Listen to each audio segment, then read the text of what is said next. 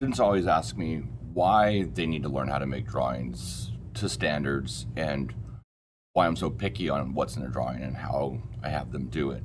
And this is a perfect example of why I do that. This is a set of drawings that a colleague bought because we were talking about doing a rocket stove for a project in one of the classes. And so he said, oh, this guy makes rocket stoves, he sells plans, let me buy the plans. I said, no, I can do them.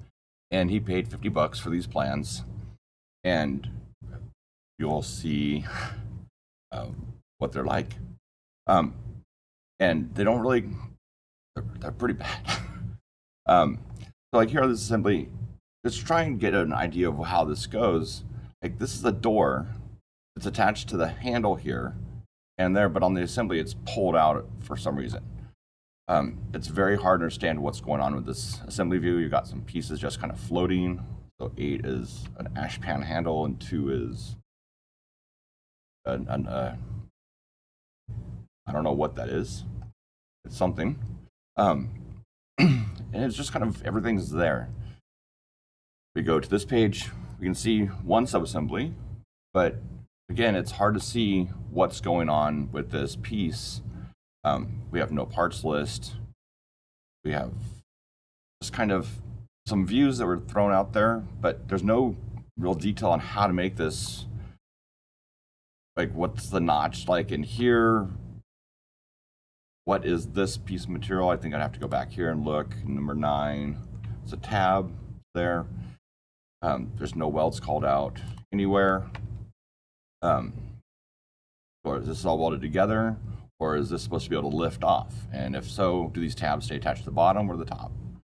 I don't know. Then there's this view, which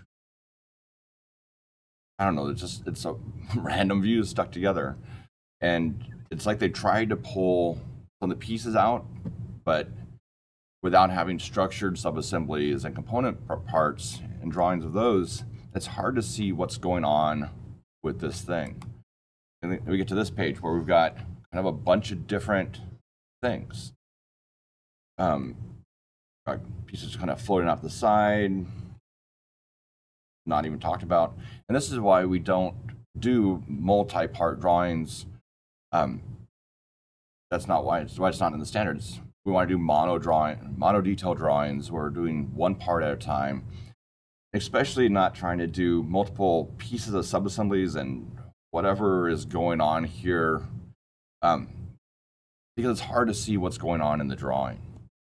If we go back here and we look at number 5, this is a blue door pin. So I don't know if this thing is round or if it's flat. It doesn't tell us what that is. Let's see. 5. Yeah. So it's just 1/4 inch carbon steel, 6. So that's 1/4 inch diameter, 1/4 inch flat, like square. I have no idea, but it is going into. Looks like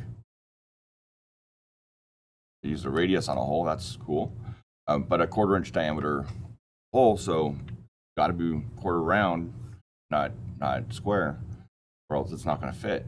But we can't tell from these drawings of what that is, and so this is why it's really important when we make our design, we break it down into good subassemblies that we can see what's going on. We make good drawings that tell and clarify the story of what the part is and how it's put together and all of that, so it makes it easy for the person that is trying to make it to figure out what's going on, follow it, and make it a good product. Here what they've done is they have 2 different versions of this ashtrays. One is a formed view or formed piece, and one is a welded piece. And for the formed view, this is the only formed view that we get. I think maybe this is the other view of that same part. But we do get the flat pattern of it. No dimension to the bend line. But it'd be nice if those were, together. Same thing. This is not that piece. And so it'd be nice if the pieces were, on the same sheet so we can see what's going on with this thing.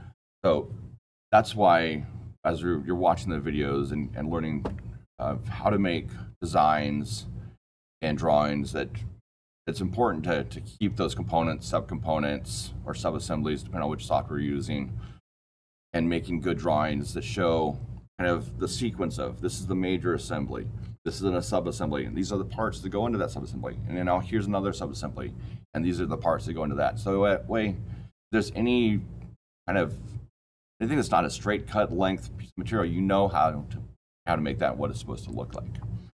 All right, I hope that gives you something to think about when you're doing this, and good luck.